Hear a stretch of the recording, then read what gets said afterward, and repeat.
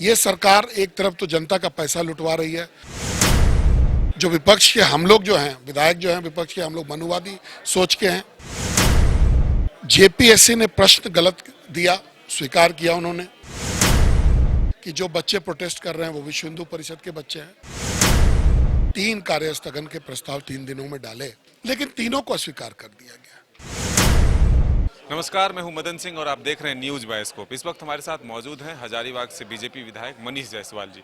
मनीष जी, आखिर ऐसी नौबत क्यों आई कि आपको प्रोसीडिंग की पेपर फाड़ने पड़े? देखिए, जिस तरीके से सदन का संचालन अभी चल रहा है वो अपेक्षित नहीं है। सदन हाउस ऑर्डर में नहीं होता है।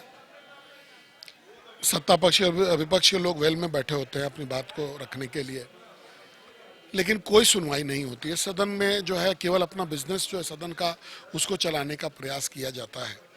तो ऐसे में हम लोग के पास कोई विकल्प नहीं था। मैंने 3 कार्य स्थगन के प्रस्ताव 3 दिनों में डाले, एक जेपीएससी के मामले में, एक बिजली के मामले में, और एक जो जमीन का विषय जो हमारे यहाँ पर है, जीएम जमीन और खास महल की जमीन, जिसका जो रसीद और नवीकरण का मामला है, उसको लेकर के, लेकिन तीनों को अस्वीकार कर दिया गया।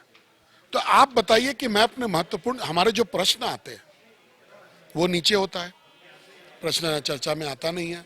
आपने आज देखा होगा कि जो प्रश्न भी आते हैं यहाँ के पदाधिकारियों के द्वारा, गलत जवाब दिया जाता है।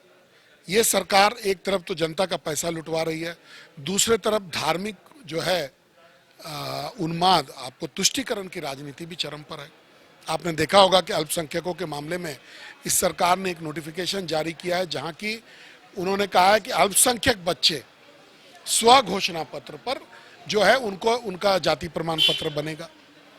इसका दूसरा मतलब क्या होता है कि कोई बच्चा बांग्लादेश से आएगा और वो स्व घोषणा पत्र देगा कि मैं झारखंड का निवासी हूं, उसका जाति प्रमाण पत्र बन जाएगा और वो यहाँ का नागरिक हो जाएगा, झारखंड का, भारत का नागरिक होगा। लेकिन अगर कोई एससी बच्चा हो, एसटी बच्चा हो, ओबीसी बच्चा हो, ट्राइबल बच्चा हो, तो उसके पास क्या विकल्प बचता है? उसको तो अपना जनरल प्रक्रिया में जाना पड़ेगा।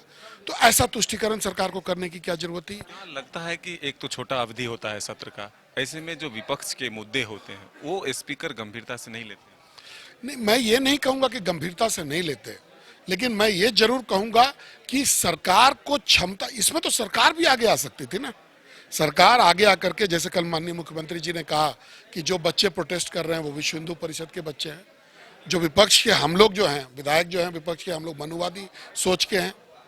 जेपीएससी ने प्रश्न गलत दिया, स्वीकार किया उन्होंने, रिजल्ट प्रकाशित करके उसके बाद उसमें संशोधन किया। तो क्या ऐसे में विश्वसनीयता इसकी रहती है? जो स्पीकर के द्वारा जो कार्रवाई की बात कही गई है और जो सत्ता पक्ष के विधायक मांग कर रहे हैं, कितने, आपको क्या लगता है जो कार्रवाई होगी वो सही है? देखिए, ये तो उनका विशेषाधिकार है स्पीकर का, इसमें मुझे कुछ नहीं कहना। मैं ये जरूर कहूंगा कि जनता के सवालों के इशू पर मैंने ये प्रोटेस्ट किया है, और बाकी का आगे का मामला वो तो विशेषाधिकार है उनका, स्पीकर अब चाहे जो करे। बिल्कुल, ये विधायक मनीष जायसवाल जी थे, जिनका साफ तौर पर कहना है कि हम जनता के लिए आवाज उठाते हैं और इसके लिए अगर हमें कोई सजा भी दी जाती है तो इसके लिए हम पीछे नहीं हटेंगे। अपने सहयोगी विकास के साथ मदन सिंह, न्यूज बायोस्कोप, रांची।